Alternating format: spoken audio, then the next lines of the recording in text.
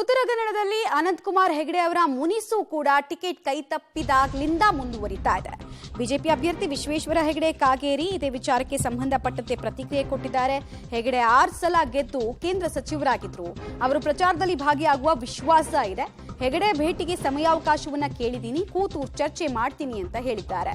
ಸಮಯ ಕೂಡ ಬಂದಾಗ ಭೇಟಿ ಮಾಡ್ತೀವಿ ಅಂತ ಕೂಡ ಇನ್ನೂ ನಿರೀಕ್ಷೆಯಲ್ಲಿ ಒಂದು ಹೋಪಲ್ಲಿ ವಿಶ್ವೇಶ್ವರ ಹೆಗಡೆ ಕಾಗೇರಿ ಇರೋದು ಸ್ಪಷ್ಟವಾಗ್ತಾ ಇದೆ.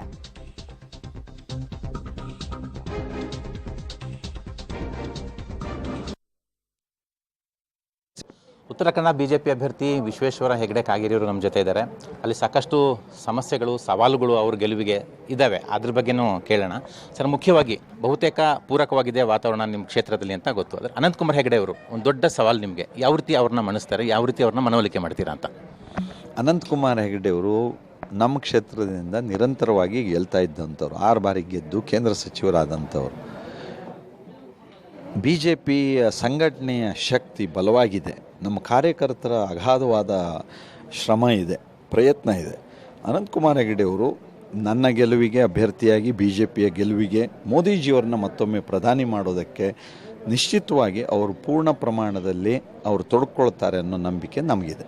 ಅವ್ರನ್ನ ಭೇಟಿ ಮಾಡುವ ಪ್ರಯತ್ನ ಮಾಡಿದ್ದೀರಾ ಇದುವರೆಗೆ? ಏನು ಅವರಿಂದ ಯಾವ ರೀತಿ ಸ್ಪಂದನೆ ಬಂತು ಅಂತ? ನಾನು ಅವರ ಭೇಟಿಗೆ ಸಮಯಾವಕಾಶ ಕೇಳಿದ್ದೀನಿ.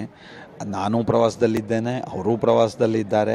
ಹಾಗಾಗಿ ಸಮಯವನ್ನು ಜೋಡಿಸ್ಕೊಂಡು ನಾವು ಭೇಟಿ ಮಾಡಿ ಉಳಿದಂತೆ ಮುಂದಿನ ಪ್ರಕ್ರಿಯೆಗಳ ಬಗ್ಗೆ ಚರ್ಚಿಸ್ತೀವಿ. ಮೂಲಗಳ ಪ್ರಕಾರ ನೀವು ಅವ್ರ ಮನೆಗೆ ಹೋಗಿದ್ರಿ ಭೇಟಿ ಮಾಡೋಕ್ಕೆ, ಅವ್ರ ಮನೇಲಿದ್ದರು, ನಿಮ್ಮ ಭೇಟಿಗೆ ಅಲೋ ಮಾಡಲಿಲ್ಲ ಅನ್ನುವಂಥದ್ದು. ನಾನು ಈಗಾಗಲೇ ಉತ್ತರವನ್ನು ಹೇಳಿದ್ದೀನಿ, ಸಮಯ ಕೇಳಿದ್ದೀನಿ. ಇಬ್ಬರೂ ಪ್ರವಾಸದಲ್ಲಿದ್ದೀವಿ. ನಾವು ಕಾಲವನ್ನು ನೋಡಿ ನಾವು ಕುಳಿತುಕೊಂಡು ಚರ್ಚಿಸ್ಕೊಂಡು ಈ ಚುನಾವಣೆ ಗೆಲುವಿಗೆ ಮೋದಿಜಿಯವ್ರನ್ನ ಪ್ರಧಾನಿ ಮಾಡೋದಕ್ಕೆ ನಾವು ಒಟ್ಟಾಗಿ ಪ್ರಯತ್ನಿಸ್ತೇವೆ. ಪಕ್ಷದಲ್ಲಿ ನೀವು ಹಿರಿಯ ನಾಯಕರು, ನಿಮ್ಮನ್ನು ಯಾಕೆ ವೈಟಿಂಗ್ ಲಿಸ್ಟಲ್ಲಿ ಇಟ್ಟಿದ್ದಾರೆ ಅವರು? ಅಂದರೆ ಏನು ಇದರ ಅರ್ಥ ಏನು ಅಂತ ನಂಗೆ ಅರ್ಥ ಆಗಿಲ್ಲ. ವೇಟಿಂಗ್ ಲಿಸ್ಟ್ ನೀವು ಸಮಯ ಕೇಳಿದರೆ ಇನ್ನೂ ಸಮಯ ಕೊಟ್ಟಿಲ್ಲ. ನಾನು ಇವೆಲ್ಲ ತಾವು ಅರ್ಥೈಸೋ ರೀತಿ. ನಮ್ಮ ಕಾರ್ಯದ ಒತ್ತಡದಲ್ಲಿ ನಾವು ಪ್ರತಿಯೊಬ್ಬರೂ ಇರುತ್ತೇವೆ. ಯಾರೂ ಅಂದರೆ ಫ್ರೀಯಾಗಿ ಇಬ್ಬರೂ ಇರೋದಕ್ಕಾಗೋದಿಲ್ಲ.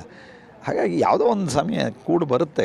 ನೀವು 100% ವಿಶ್ವಾಸ ಇದೆ. ಯಾಕೆ ಅಂದರೆ ನಾನು ಅವರು ಒಂದೇ ತತ್ವ ಸಿದ್ಧಾಂತಕ್ಕೋಸ್ಕರವಾಗಿ ಒಂದೇ ವಿಚಾರವನ್ನು ಅದನ್ನು ಜಾರಿಗೆ ತರಬೇಕು ಅನ್ನೋದಕ್ಕಾಗಿ ನಮ್ಮನ್ನು ನಾವು ತೊಡಗಿಸ್ಕೊಂಡಂಥವ್ರು. ಇವತ್ತು ನಿನ್ನೆ ಅಲ್ಲ, ನಮ್ಮ ನಂಬಿಕೆಯಿಂದ ನಾವು ತೊಡಗಿಸ್ಕೊಂಡಂಥವ್ರು ಅನೇಕ ದಶಕಗಳು.